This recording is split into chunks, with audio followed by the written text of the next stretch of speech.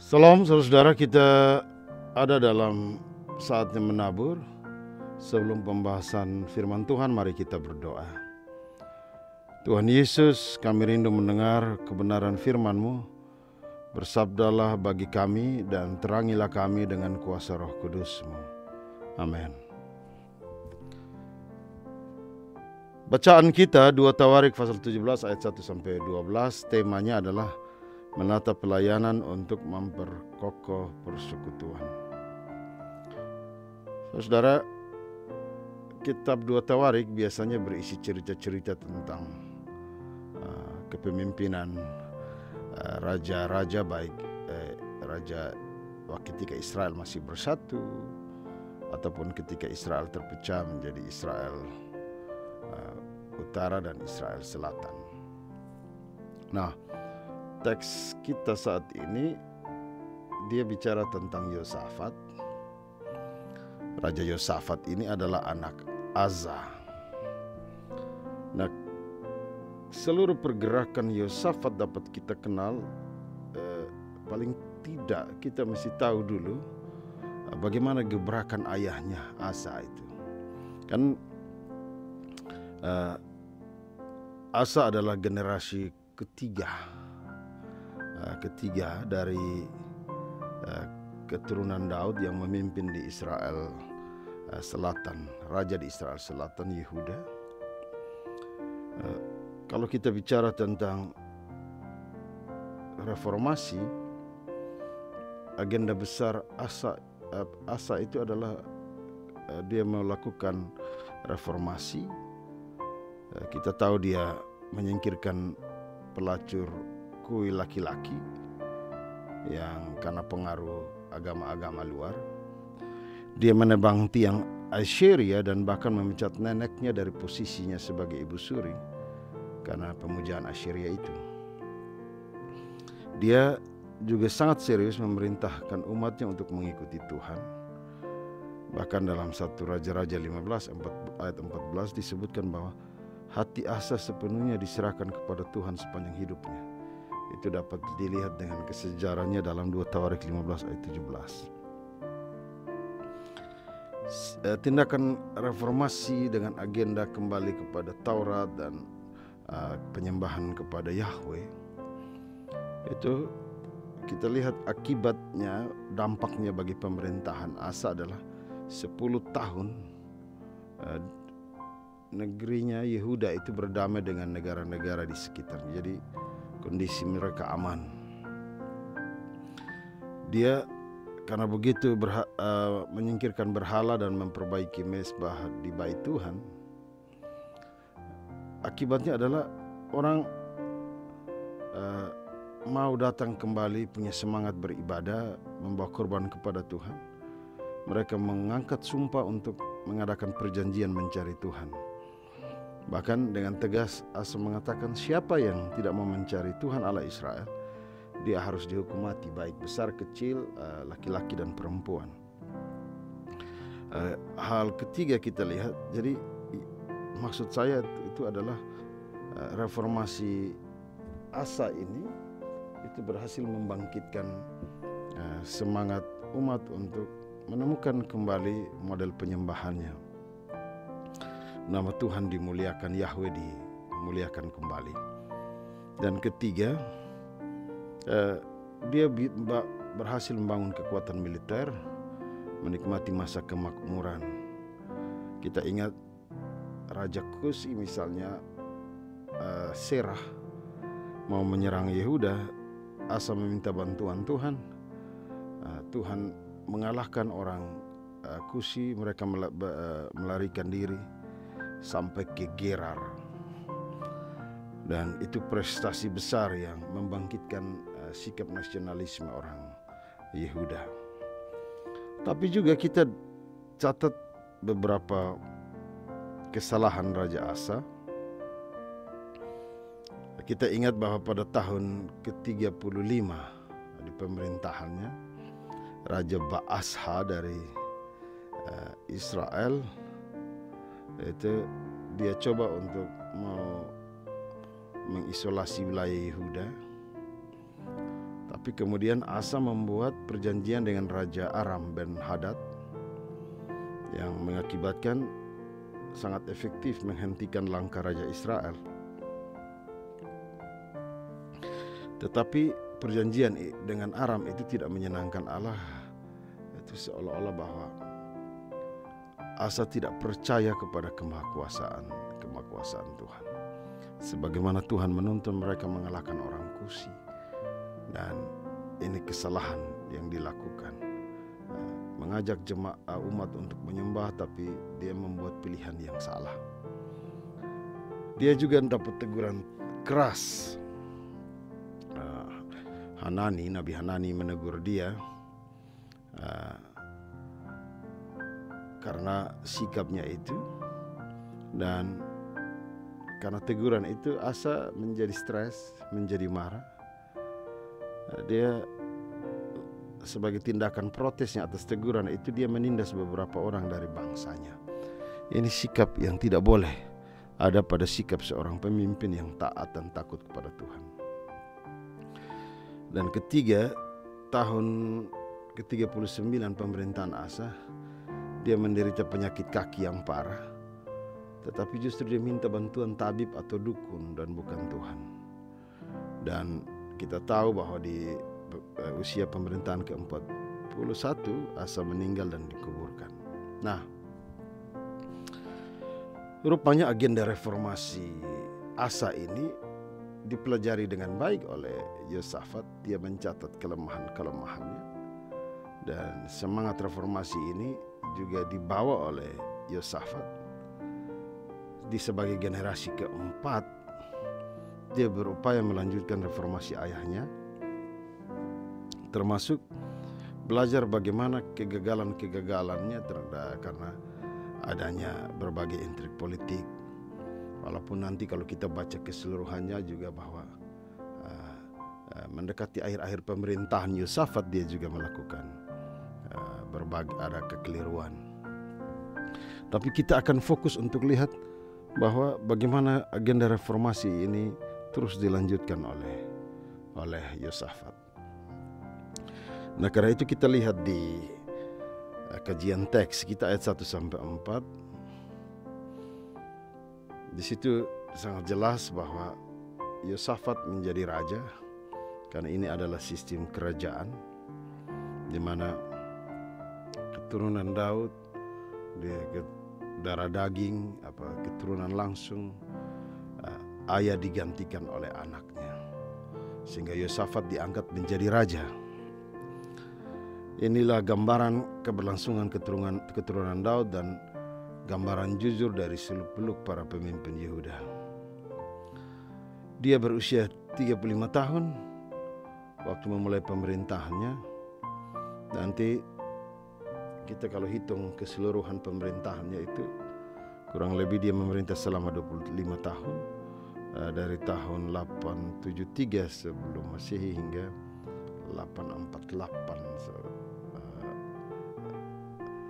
sebelum Masehi. Dalam ayat 1 disebutkan sebagai pemimpin, Yosafat memperkuat dirinya. Memperkuat casak, itu dalam bahasa Ibrani, memiliki arti membenahi diri atau memperbaiki kepemimpinan sebelumnya. Jadi dia memperbaiki kepemimpinan ayahnya. Jadi gambaran ketika Yosafat menjadi raja bernada positif, mengingat perbaikan yang dimaksud adalah visi kepemimpinan. Nah, dalam ayat 2 kita seperti melihat perbaikan pada penguatan militer dengan menempatkan tentara pada kota-kota berkubu serta kota-kota Efraim yang direbut oleh ayahnya. Namun dalam ayat 3 dan 4 kita mendapat jawaban bahwa upaya mempertahankan Yehuda lahir dari satu visi kepemimpinan, satu pilihan spiritual, satu pilihan rohani di mana dia hidup menurut jejak leluhurnya Daud yang menyembah Tuhan. Dia membuang semua model penyembahan berhala kepada Baal serta mencari Allah dan hidup menurut perintah Allah. Kita dapat menyimpulkan bahwa penguatan militer lahir dari keyakinan bahwa tugas seorang pemimpin yang taat kepada Allah ialah memberi rasa aman kepada rakyatnya dan memastikan adanya keberpihakan terhadap jaminan kehidupan rakyatnya. Semua itu lahir dalam keyakinan bahwa ia memiliki Tuhan yang kuat, yang selalu berpihak pada pemimpin yang mau mengandalkan Tuhan.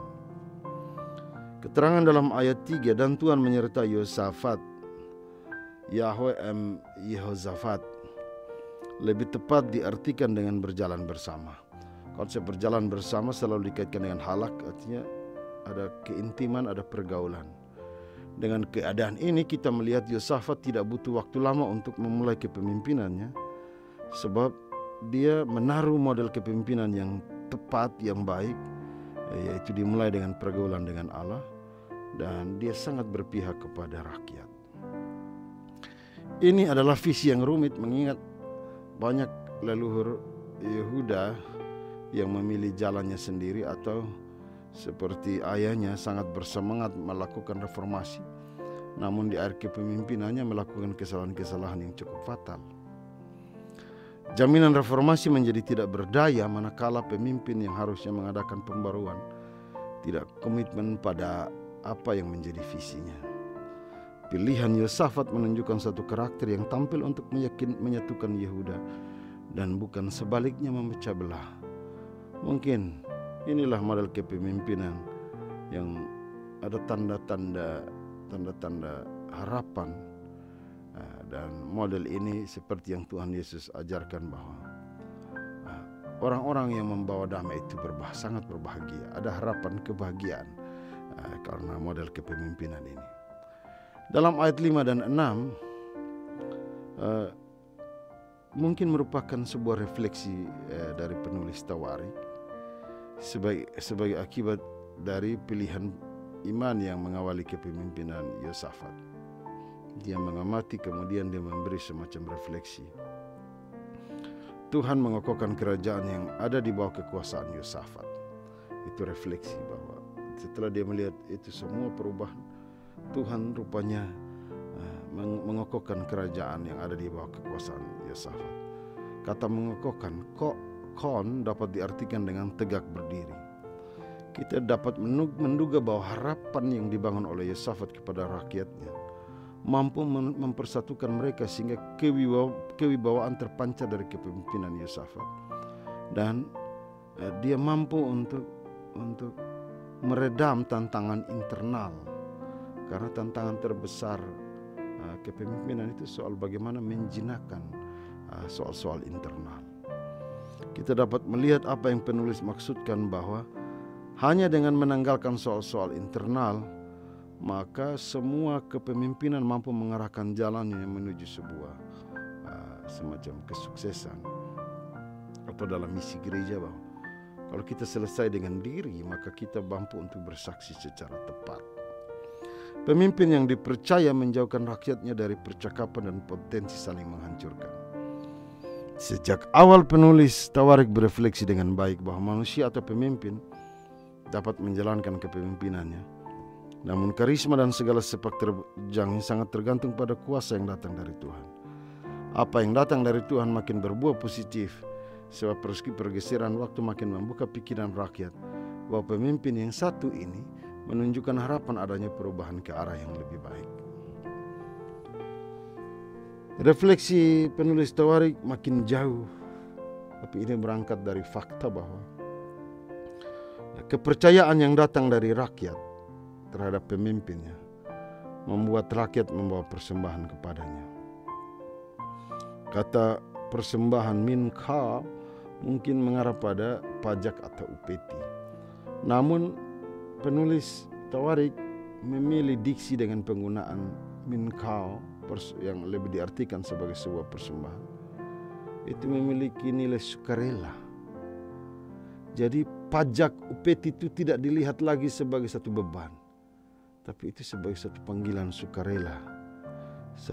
Meski itu adalah kewajiban dalam dunia, namanya dunia monarki, tapi panggilan untuk memberi persembahan upeti pajak itu justru datang dengan panggilan sukarela. Rakyat semacam membangun persepsi yang kuat bahwa dengan membantu raja membawa persembahan sukarela, maka perubahan akan cepat dan pembangunan akan sangat dirasakan. Dalam hal ini rakyat menyadari bahwa apa yang mereka berikan mungkin dapat memperkaya Yosafat. Namun karena melihat kinerja Yosafat, ada harapan, ada kepercayaan.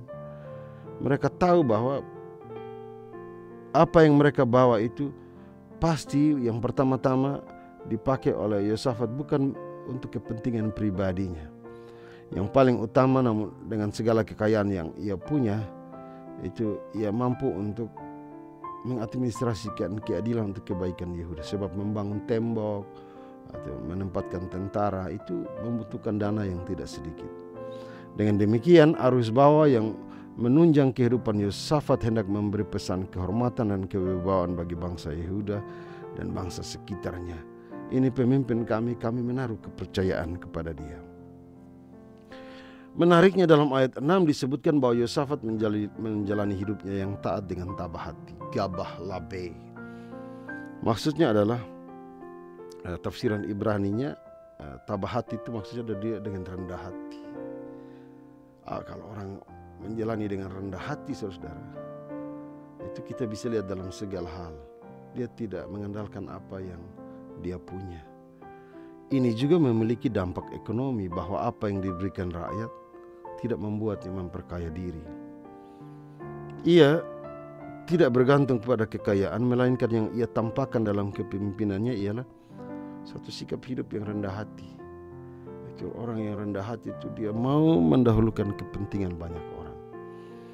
Kekayaan dapat diatur dengan sangat bijaksana. Dan semua itu adalah sikap yang menjunjung tinggi jalan yang dikehendaki Tuhan. Teolog bernama Rodin menyebut sikap ketabahan Yosafat adalah sebuah transformasi nilai. Sebab dengan merendahkan dirinya, Yosafat menempatkan dirinya dalam ciri khas visi ilahi. Menurut dia, Kristus adalah model ideal dari kepemimpinan yang rendah hati. Karena dengan cara itulah maka kekristenan memperoleh tempat hingga saat ini. Sikap rendah hati Yosafat yang berani menjauhkan Yehuda dari bukit pengorbanan dan tiang berhala memang akan berbenturan dengan hikayat atau nilai-nilai budaya. Sebab bagaimanapun model penyembahan satu bangsa itu bukan lagi tentang simbol dan tanda, tetapi itu soal bagaimana menempatkan narasi di balik kehidupan bangsa itu sendiri. Yosafat berani membelokkan narasi itu, bahkan mengembalikannya ke arah yang tepat, menggali kembali nilai-nilai penyembahan kepada Yahweh yang seringkali nilai-nilai luhur itu dikorbankan hanya untuk peradaban yang baru atau untuk kepentingan politik atau untuk menjadi daya tarik bagi bangsa-bangsa yang lain. Nah, ayat 7-9 menunjukkan satu bentuk reformasi yang kuat. Di tahun ketiga pemerintahannya, Yosafat memilih, saya menyebutnya sebagai model edukasi bagi rakyatnya. Saudara, kita tahu bahwa agenda perubahan sering menjadi persoalan karena agenda perubahan itu sering menjadi konsep golongan atas, sehingga tidak mengakar dalam kehidupan rakyat dan tidak menjadi kekuatan yang datang dari rakyat. Aspek kesadaran dan pengetahuan baru ini dilihat dengan sangat serius oleh Yosafat sebagai jalan pemulihan. Para pembesar diajak untuk turun takhta. Tidak cukup untuk bernaung dalam kebesaran tanpa hadir dan memberi pengetahuan bagi rakyatnya. Hadir untuk mengajar tapi juga melihat kehidupan rakyatnya. Sikap turun takhta ini dapat dilihat sebagai satu jalan baru ketika para pemimpin cenderung lebih nyaman dengan keadaannya untuk duduk di atas takhtanya terus-menerus. Selain itu, Yosafat mengembangkan satu model kolaborasi dalam pengajarannya, sebab agenda perubahan ini dasarnya dan arahnya mau kemana. Dia tidak saja mengutus para pembesarnya, tetapi juga orang Lewi dan para imam yang sangat kaya akan pengetahuan Taurat. Jadi bukan hanya pembesar yang datang untuk membawa agenda kepentingan kerajaan, tetapi dengan hadirnya orang Lewi dan para imam, ini memang membawa agenda perubahan dalam penyembahan, bahwa dia sangat menghormati Yahweh sebagai Tuhan yang harus disembah. pengetahuan tentang Taurat digali kembali. Rupanya arah edukasi Yosafat adalah membangun karakter bangsanya yang harus mencintai Taurat dan nilai moralnya adalah taat kepada Tuhan. Yosafat menggali kembali nilai-nilai luhur yang telah ditinggalkan. Disinilah kita mengerti bahwa upaya membangun kecerdasan, membangun kekuatan sumber daya manusia itu tidak boleh luput dari agenda prioritas dalam satu reformasi. Ini ditunjukkan oleh Yosafat. Pesan di balik ini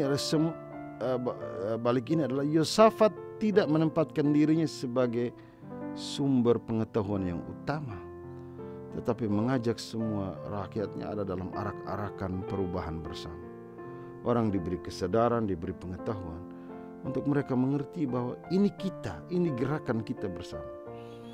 Tanggung jawab perubahan akan menjadi sia-sia jika itu hanya menjadi konsep 1-2 orang, menjadi konsep 1-2 kelompok, menjadi konsep kepentingan untuk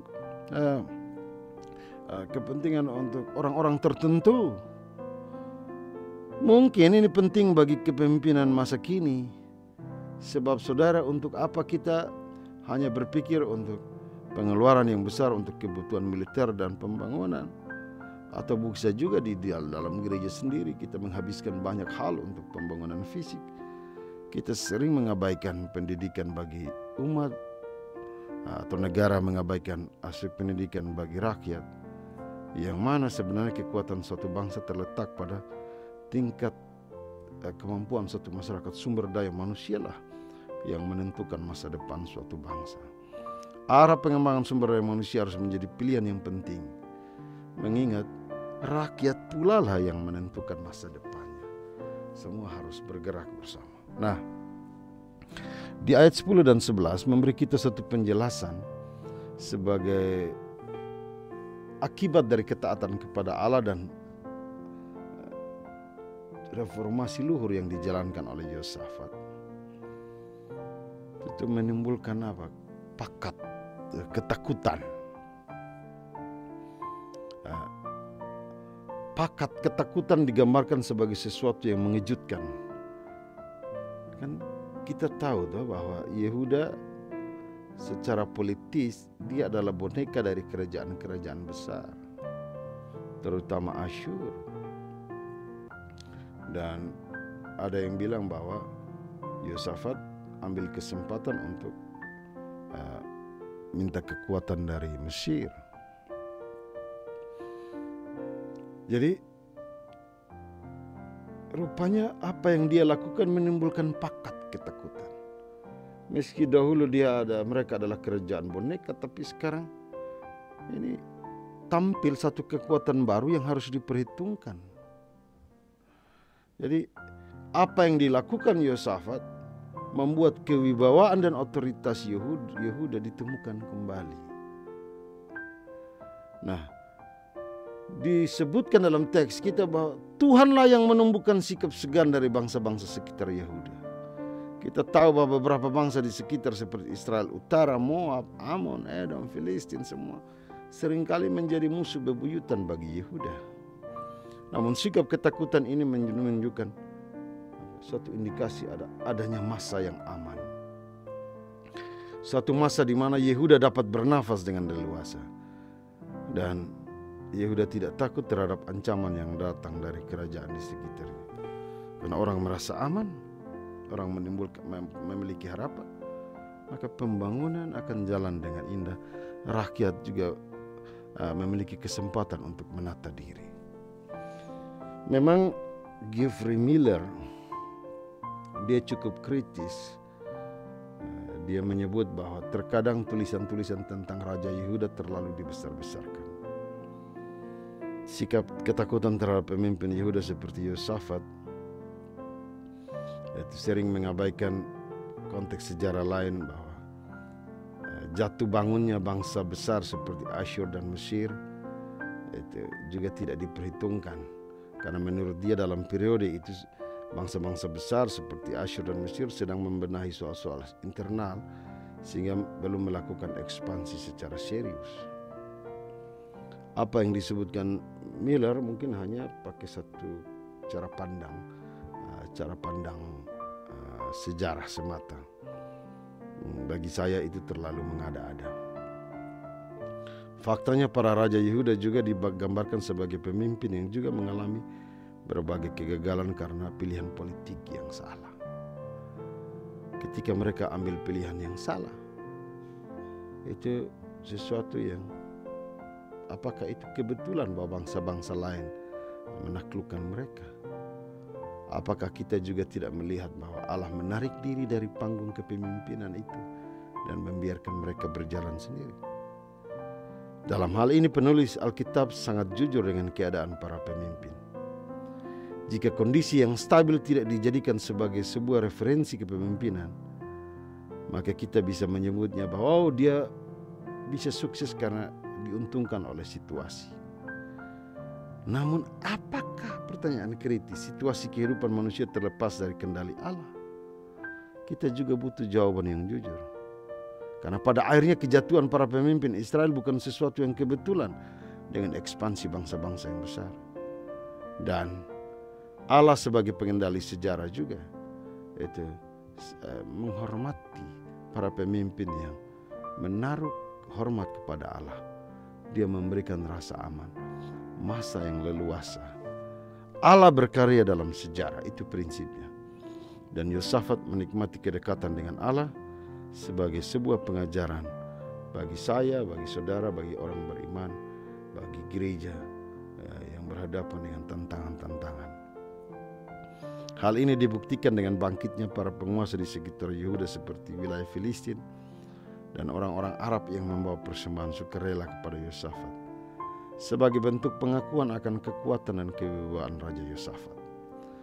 Prinsipnya adalah Tuhan pernah berkarya melebihi apa yang ditulis tentang Yehuda, tentang Yosafat.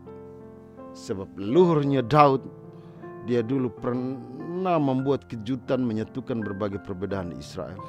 Dia membangun kerajaan Israel dengan luar biasa. Dan pemimpin lain bernama Salomo dengan hikmatnya mampu memberi rasa aman, membangun kemegahan sebagai bait Allah sebagai simbol dari kebangkitan Israel yang membuat bangsa-bangsa mengakui dan mengaguminya. Ini adalah gambaran tentang suatu kepastian yang diperoleh para pemimpin ketika membangun relasi dengan Tuhan. Siapa bilang bahwa para pemimpin yang bergaul dengan Tuhan itu hanya beroleh tantangan-tantangan? Pemimpin yang bergaul dengan Tuhan akan melewati semua tantangan-tantangan dan mereka akan melihat satu masa yang indah yang Tuhan beri dalam kepemimpinan mereka. Nah, ayat 12 menegaskan pilihan Yosafat dengan menunjukkan satu titik yang akan melanjutkan berbagai karya besarnya. Yosafat menurut refleksi penulis makin lama makin kuat, menjadi luar biasa kuat. Makin kuat, gadale dalam bahasa Ibrani, mengarahkan pembaca bahwa relasi yang intim dengan Tuhan memberi banyak kesempatan bagi pemimpin untuk mengekspresikan kepemimpinannya dan membawa banyak manfaat bagi rakyat yang dipimpinnya. Bagaimana aplikasi kita, saudara? Tema bacaan kita adalah menatap pelayanan untuk memperkokoh persekutuan. Kalau menatap pelayanan, maka penekanannya pada pemimpin, orang-orang yang dipercaya di gereja saya dan saudara, yang dipercaya sebagai pemimpin untuk menggerakkan dan memberi pengaruh pada orang-orang yang dipimpin. Tidak cukup kepemimpinan itu hanya menjadi tanggung jawab pemimpin semata sebenarnya, meski dia harus menata. Dalam Alkitab ada 3 hal yang harus dijaga. Moral pemimpinnya, visinya itu. Kemudian topangan dari orang yang dipimpin. Penataan pelayanan juga harus ditopang oleh jemaat. Dan yang paling utama itu adalah relasi keintiman, pergaulan dengan Allah. Di gereja, penataan pelayanan membutuhkan satu konsep sebenarnya persekutuan yang kuat. Baik sebagai hamba yang melayani, bagi sebagai umat yang terlibat dalam pelayanan, maupun dalam kesaksian bersama untuk pelayanan yang dipercayakan Tuhan harus dilihat sebagai satu potensi gerakan bersama.